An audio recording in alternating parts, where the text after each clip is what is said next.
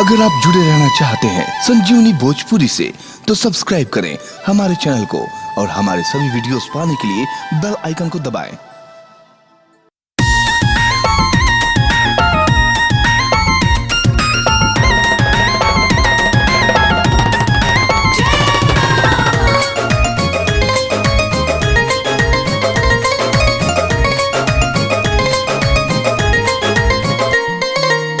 एक दिन के खातिर मैया बन जाई तू काली हो।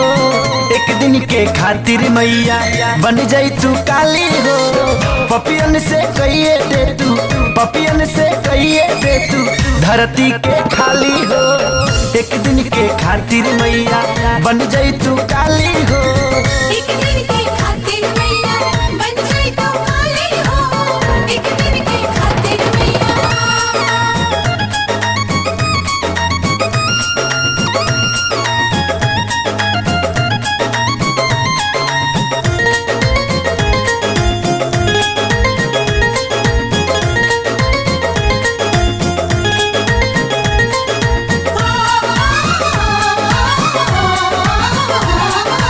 अगल बगल के देश से बाटे खतरा हमारा देश पर।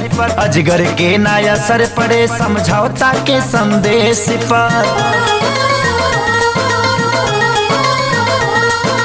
कबो आतंकी दहशत गर्दी बन के घुसे कमीना हो। छल्ली छल्ली करेला हमारा भारत माँ के सीना हो। एक हाथे खपड़ लेके, एक हाथे खपड़ लेके थाम के भुजाली हो। एक दिन के खातिर मैया बन जाई तू काली हो। एक दिन के खातिर मैया बन जाई तू काली हो।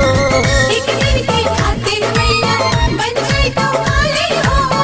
एक दिन के खातिर मैया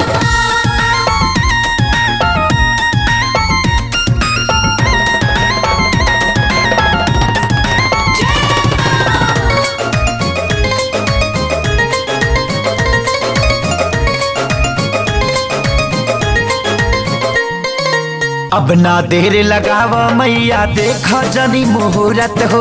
हमनी के का देवतन के भी तोहरो परल जरूरत हो।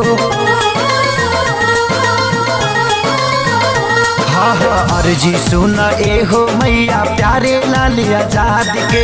सोनू बुलबुल नमन करेले हर फौजी फौलाद के। कहेले खेसारी दे दो, कहेले खेसारी दे दो सबके खुशहाली हो। एक दिन के खातिर मैया बन जाई तू काली हो।